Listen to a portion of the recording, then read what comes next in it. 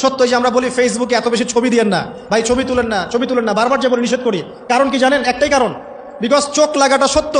নবী সাল্লাল্লাহু আলাইহি ওয়াসাল্লাম বলেছেন ইন্না আইনাল হক, চোখের নজর সত্য। নবী করিম সাল্লাল্লাহু আলাইহি ওয়াসাল্লাম বলেছেন এটা সত্য, কারণ নবী করিম সাল্লাল্লাহু আলাইহি ওয়াসাল্লাম যা বলেছেন সাদাকাল্লাহু ওয়া সাদাকা রাসূলুহুল কারীম। নবী যা বলেছেন, আল্লাহ যা বলেছেন চিরায়ত সত্য, এর বাইরে কোনো সত্য আছে? খুব সতর্ক থাকবেন, আমি পরে সলিউশন বলছি আপনাদেরকে। আরেকটা বলেছি, নবী সাল্লাল্লাহু আলাইহি ওয়াসাল্লাম বলেছেন চোখের বদনজর এমন সত্য যে একটা উটকে এই রান্নার ডেকচির মধ্যে ঢুকাই ফেলতে পারে।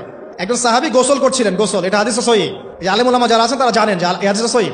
একজন সাহাবী গোসল করছেন, তার গায়ের চামড়াটা খুব সুন্দর ছিল, একদম স্কিনটা অনেক সুন্দর থাকে না এমন কিছু মানুষ।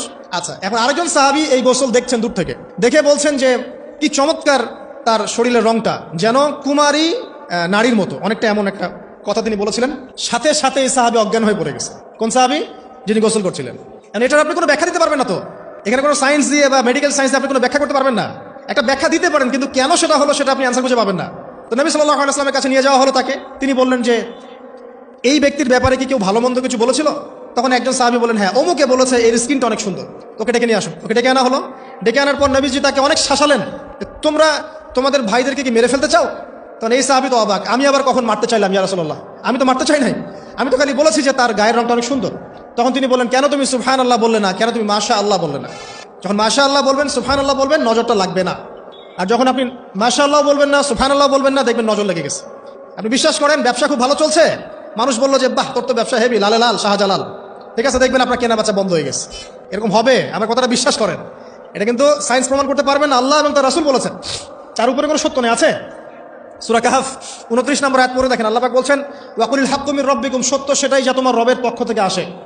ফামান শাআ ফালইউমিন, যার ইচ্ছা হয় বিশ্বাস করুক, ওয়া মান শাআ ফালইয়াকফুর, যার ইচ্ছা হয় সে অস্বীকার করুক। এই কারণে আমরা বলি ফেসবুকে এত বেশি ছবি দেওয়া, এই আই ওয়াশ করা, এই যে শোডাউন করা, হ্যাঁ, ইসলামের কিছু কাজ করলেন একদম মানুষকে না দেখাইতে পারলে ঘুম হচ্ছে না, এগুলো বন্ধ করেন, এগুলো বন্ধ করে দেন আল্লাহর ওয়াস্তে। অফলাইনে কাজ করেন, নিজেকে গোপন করার চেষ্টা করেন। যত বেশি মানুষের কাছে নিজেকে এক্সপোজ করবেন, কাজের বরকত কমে যাবে, কাজের বরকত কমে যাবে, চোখ লাগবে, নজর লাগবে।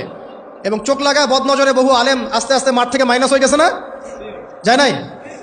এখন কি আলেমদের সংখ্যা বেশি না কম? যত দিন যাবে আলেমের সংখ্যা আরো কমে যাবে।